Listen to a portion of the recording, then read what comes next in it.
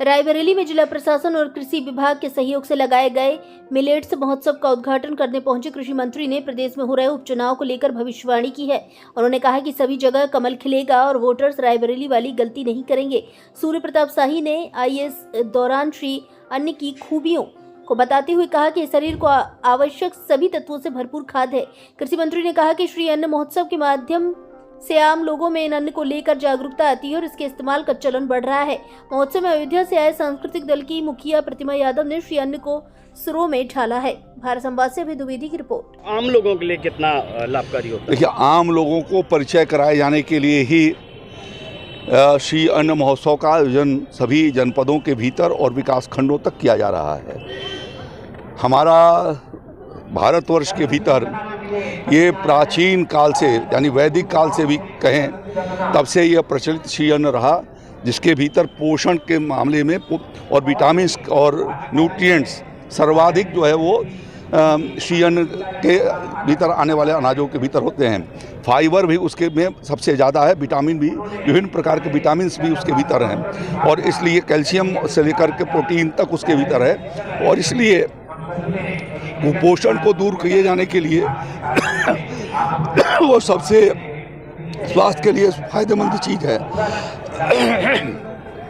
इसलिए उसको उपयोग में लोग लाएं और उसको रिवाइवल प्रोग्राम के भीतर हम लोगों ने पूरे उत्तर प्रदेश में श्री अन्न पुनरुद्धार योजना के माध्यम से हमने पूरे प्रदेश के कार्यक्रम चलाए हैं जो 2027 तक चलते रहेंगे और इसलिए उसके बजट की व्यवस्था भी किया है।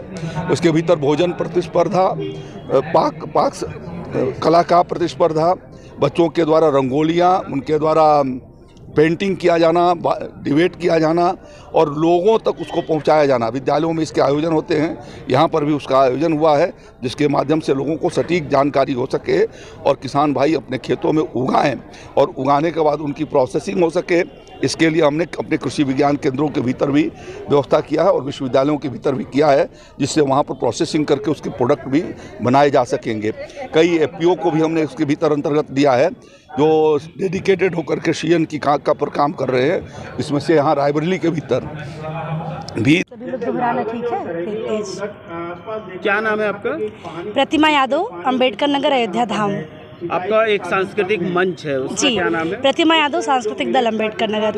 अच्छा, आप लोग रायबरेली की मिलेट्स महोत्सव में आए हैं जी। सबसे पहले हम ये जानना चाहेंगे कि ये महोत्सव जो है ये आम लोगों के लिए क्या वास्तव में लाभकारी होते हैं? मोटे अनाज के बारे में लोग जानते हैं? हाँ, बिल्कुल। पहले लगभग 2 वर्षों से श्री अन्न महोत्सव मनाया जा रहा है विभिन्न जिलों में, जिसमें प्रोग्राम भी करने जाते हैं। पहले जब हमको प्रोग्राम दिया गया तो हमें खुद नहीं पता था कि श्री अन्न क्या होता है, मिलेट्स का। हमने सर्च किया और उसके इतने बेनिफिट हैं कि खुद हमने उसका लाभ लिया। पहले तो हमारा वजन ज़्यादा था, 5-6 किलो हमने साल भर में अपना खाकर उसको खुद कम किया और वाकई अच्छा है मोटा अनाज, जो कि हमारे बाप दादा पुराने ज़माने हमारे पूर्वज वही खा के 100-200 वर्ष जिंदा रहते थे, काफ़ी मेहनत करते थे, अपना कार्य करते थे, कोई रोग नहीं होता था। डॉक्टर इतने अस्पताल नहीं थे, ना डॉक्टर इतने थे, तो जाहिर सी बात है उसकी महत्व है। अच्छा, आपने मंच से भी अपने सांस्कृतिक दल के माध्यम से संदेश देने का कोशिश किया। हाँ। तो वो आप गा करके हमें यहाँ सुना सकती हैं हमारे दर्शकों को? बिल्कुल बिल्कुल। हमने जो है श्री अन्न पर एक सुंदर सा गाना बनाया है और आपके बीच उसकी पुष्टि करेंगे।